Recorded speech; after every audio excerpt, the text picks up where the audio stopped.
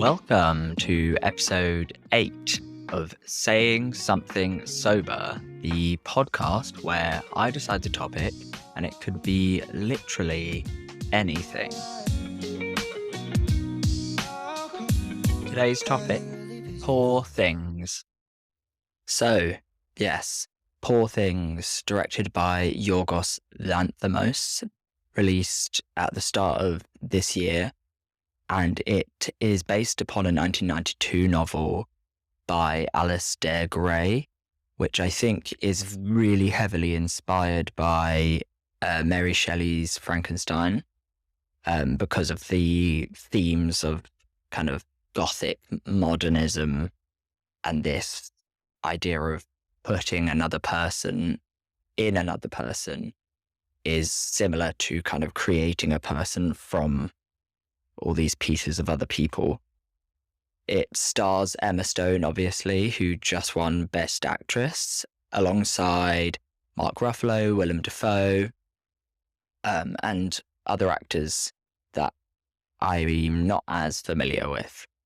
Emma Stone plays the protagonist, Bella Baxter, who is this woman that is found dead and pregnant, and the baby's still alive. And so Willem Dafoe's character creates this creature by putting the baby's brain in the mother's brain, which is why she is this kind of grown-up woman who acts and behaves like a child.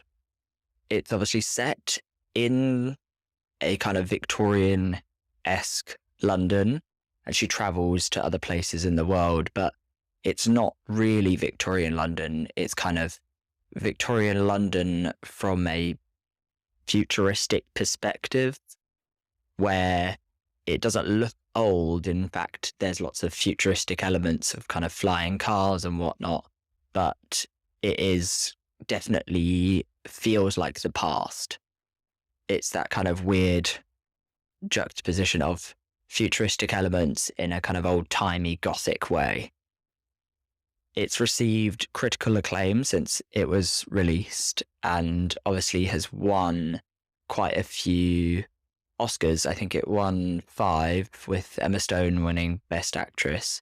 But it also won Best Costume Design, Best Makeup and Hair, Best Production Design, and Best Special Visual Effects. I'll get onto a lot of that later, but the set and the costume and everything about the film is so well done. The world that is created is really believable, but also so otherworldly that it's kind of weird to see these places that we know look like the places that we know, but not quite. Obviously, everyone knows Emma Stone. Everyone knows the films that she's been in. In fact, this is her second Oscar, and I think she won for La La Land, obviously. But the director of Poor Things, Yorgos Lanthimos, is likely less well known, still very well known, mostly for his film The Favourite, which Emma Stone was also in, and I'm pretty sure she's going to be in his next one as well. So one of those situations where they've found their muse or whatever. But he also did The Lobster, which I think is kind of a cult classic film. I'm pretty sure it's by A24, and it's a bit of a weird, absurdist sci-fi film, which is odd because so is this. So Yorgos Lanthimos seems to sit between kind of history and future. He's got The Favourite, which is obviously historical, got Lobster, which is like this absurdist sci-fi film. And Poor Things is kind of an amalgamation of all of those things, where it's a sci-fi, historical, absurdist film. It's very interesting. I'll start by reading my Letterboxd review of the film. So I rated it 4.5 stars. And I stated, what a marvellous film, so meticulously designed and visually so well crafted. The manifestation of these cities in this world, reminiscent of how I know them, really took me back. what I didn't expect is to find this film so funny. It is hilarious and endearing because of that. It's quirky, to be sure, but the humour is what really defines the narrative. And then I quote something from the film that stuck in my head, which is, "One moment, I must go punch that baby." So why did I rate the film so highly? Well, going in, I expected to like it. I think the trailer really portrayed something that was interesting, quirky, which is obviously all the rage right now. I mean, the Oscars love things that are quirky, but it was also just how well designed it was, how striking. I mean, even just Emma Stone's look, the way that she looks is intriguing. So I went in expecting to like it. I think what I didn't expect was that it would be kind of a comedy, that it would be like hilarious. I generally found myself laughing out loud almost every minute. It was so funny, just so absurdist and silly, but with like a real heart at the center of the film that kind of drives it forward. You know, you really want Bella to succeed. You really want her to develop and understand, and to see that kind of process unfold in the way that it does is simultaneously funny but also really endearing. She's such a charismatic character in a way, even though she has this kind of overly pragmatic and logical point of view. I think what stopped it for me from getting 5 stars is that it is slightly choppy, slightly stop-starty, because it's structured in sections. And so you are kind of like, in section 1, you're in London, then you're in Lisbon, and so on. And I think it feels a bit stop-starty, and you feel like you can't really get through the flow of it because it's organized so rigidly. I think that's most notable in the last sequence. It kind of feels like everything's wrapping up, and that, you know, she's gone on this trip, she's discovered things and decided that she actually likes to be where she is, and that she thought that she wanted this, but now that she understands the world, she actually is more content where she is. And then the kind of woman that she was before, her husband, arrives, and she's then taken to this manor house. And it's obviously a very short section because she does escape pretty quickly, but it's a whole new kind of set of circumstances that is just brand new right at the end of the film, right as things were feeling like they were going to wrap up. So I think that is a little bit choppy. I think the conclusion is good, and kind of that vision of her in the garden with the goat and her kind of sister, I suppose, and her husband. It's a nice ending. I just think maybe the husband could have been introduced earlier on, or we could have kind of gotten more hints that this was brewing, that Mark Ruffalo's character was going to go try and get revenge by alerting his husband. Like I said, it's so funny, and that's really not what I expected. I was thinking it was kind of going to be this slow burner with like a intimate kind of development of this character, and not this like one-liner. There were just so many things to quote. I mean, the one that I quoted in my Letterboxd review, "One moment, I must go punch that baby." It's in the kind of dinner ball scene when they're in Lisbon, and she's talking to Mark Ruffalo, and he's at odds with her just inability to fit in with polite society, and he's kind of having a go at her, and she's just distracted by all the kind of noise and stuff that's coming at her at this dinner ball, because it's not something she's used to. And the baby's obviously crying, and she just is like, "One moment, I must go punch that baby." I found that so funny, but there are so many moments like that where she just has this kind of silly thought process that's so blunt and so just hilarious, really. It's like logic and pragmatism taken to the extreme, to the point where it's nonsensical and hilarious. So the central theme or arc of the film is Bella Baxter's coming to womanhood, her development, not as only a logical mind or as a scientific mind or as an academic. It's more about her coming into herself, and specifically herself.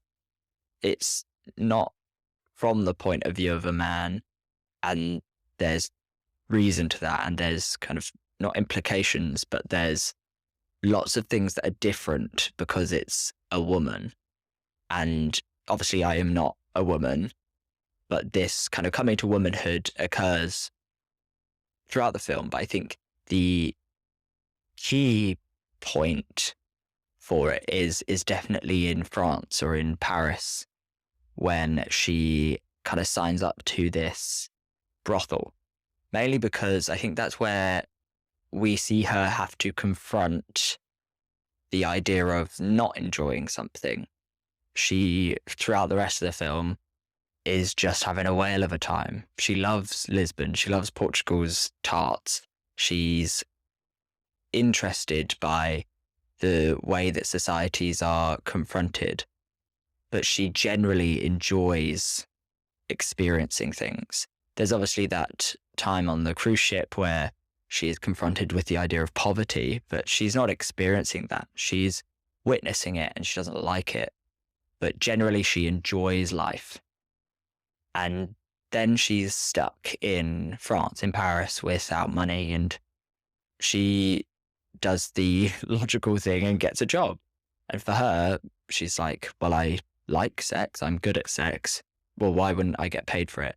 And that's that kind of element of kind of logic and pragmatism to her that is, it's kind of refreshing. I think her approach as a character is kind of one that we all wish we had, to just take the emotion out of it, take the expectation and the stigma and everything out of it, and just kind of see it for what it is. Oh, okay, well, I need money, so why not sign up to a brothel?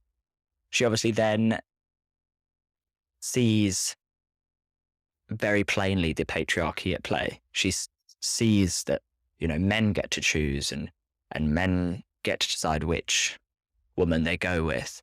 And she even kind of states that she wants to be able to choose, but the owner is like, that's just not the way the world works, because these men aren't coming here because they get to choose the woman. They're coming here because they know that the woman doesn't really want it, and that's something that they like.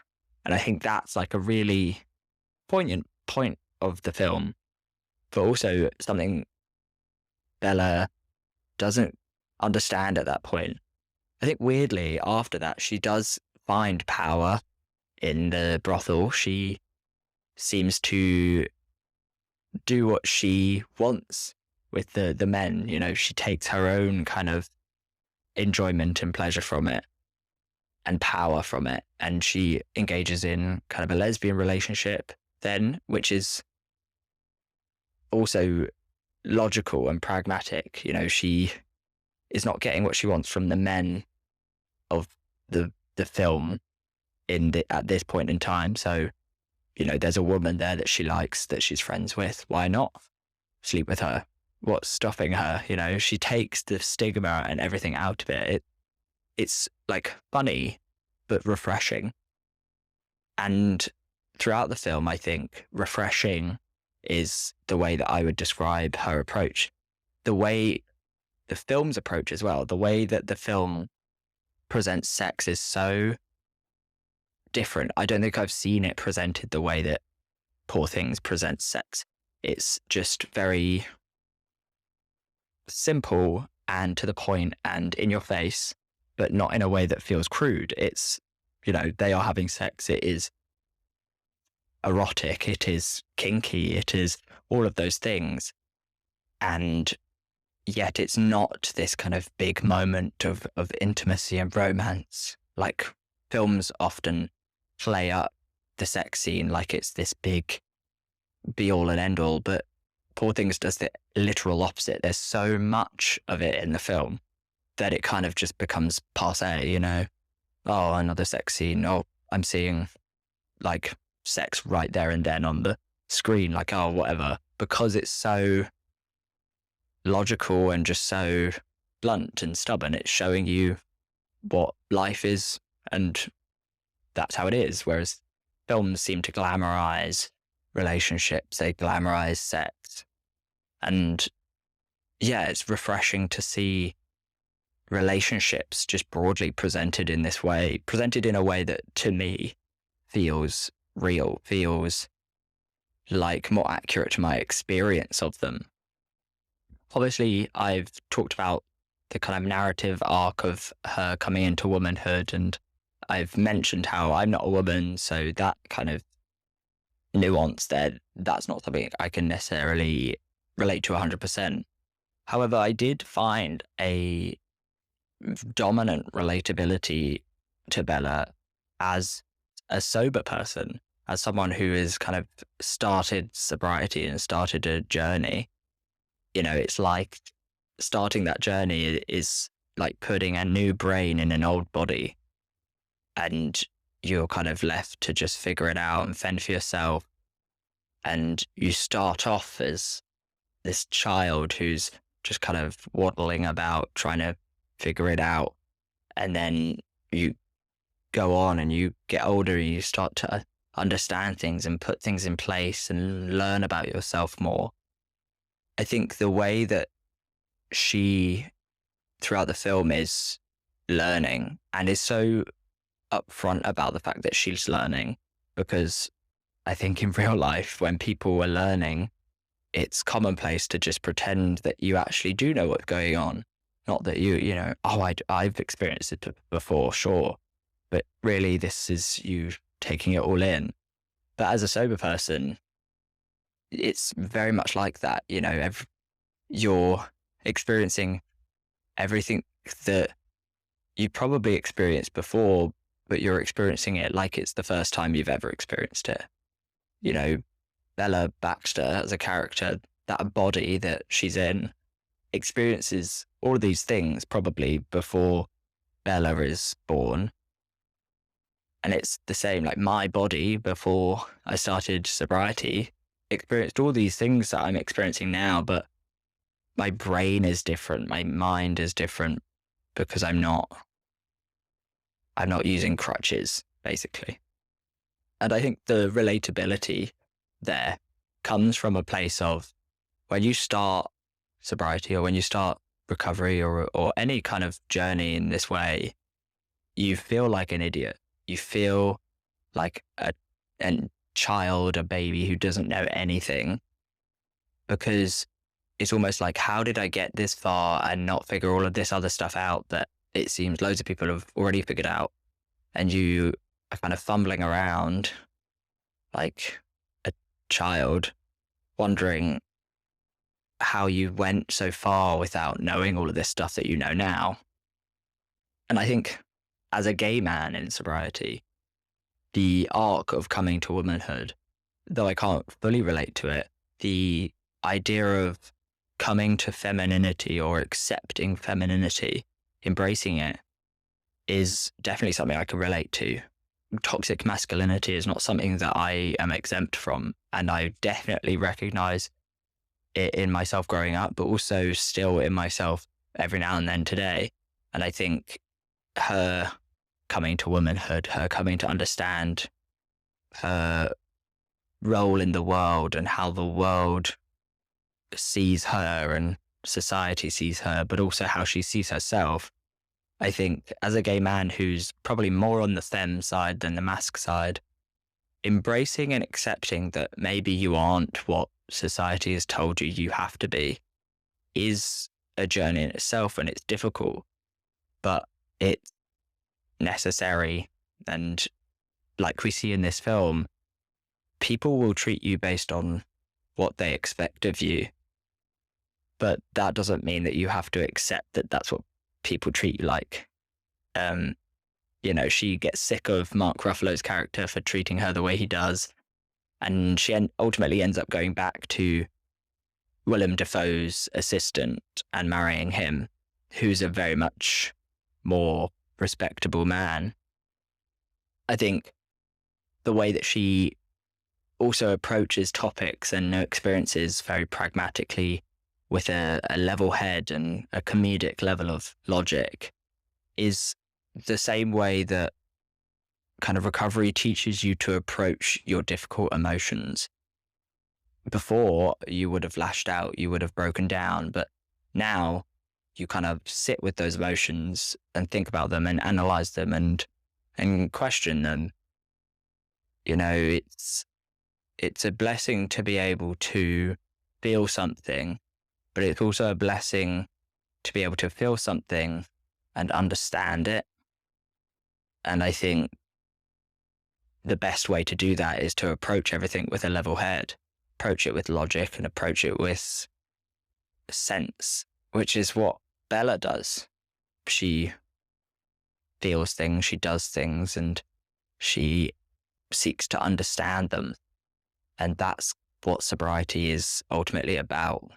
A fellow once told me that the reason that these programs recommend abstaining from everything, alcohol and drugs, is because the point is you are sober at all points of the day, so that when those feelings arise that tell you to drink, to tell you to do drugs or whatever, you can question them, you can understand them, figure out where they're coming from. Because before, you would have just caved in, had a drink, and then your mind is foggy, you're drunk, you don't really remember, you don't have time, you're having a blast maybe, you're distracting yourself. But when you're sober, you are kind of forced to sit there and go, oh, what's that? Where's that come from? And in a weirdly scientific way, you become this scientist who's testing and theorizing. Is it because of this? Is that why I feel like this? Let me try that again. Let me try this. I recently started Headspace, and I've tried meditation before, never like a guided meditation thing. I've tried it kind of breathing exercises on my own, but it doesn't quite work. But I always did feel a certain benefit. And it's, trying again with a different stimulus. Oh, now I've found success. It's this scientific kind of process of understanding, trial and error. And I think really that's Bella's way. She goes on the trip just to see what it's like. She knows that it could fail and that she gets hurt, but that's not really what motivates her. She's driven by curiosity, and she knows that could lead her down a bad path, but she more takes the view of, if you don't try, you don't succeed. And I think that's a great way to think and to lead your life. I'll end on this point, but I briefly talked about how this film won Oscars, obviously for Best Actress, but for costume, for makeup, and for set design.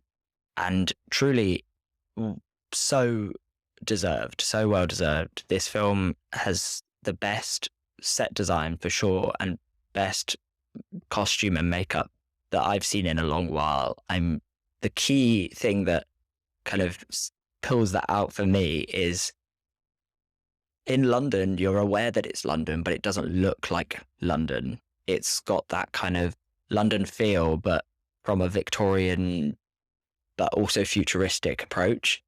I noticed this when it was set in Lisbon, the bits in Lisbon, because I went to Lisbon in December. I saw the sights. I went up to the castle and I looked out, and there's a scene where she goes to a point where you look out and you can see all of Lisbon. And I was thinking to myself as I was watching that, I've been to that point. I know where this scene is set. I know exactly where she's standing. And as she's looking out on the landscape of Lisbon, I can see the elevator that I went up, that I used. I can see the trams, except they're not trams. They're kind of flying cars. They're in the sky, a tram in the sky. But there's the elevator. There's that other site that I saw, and it was kind of mind blowing.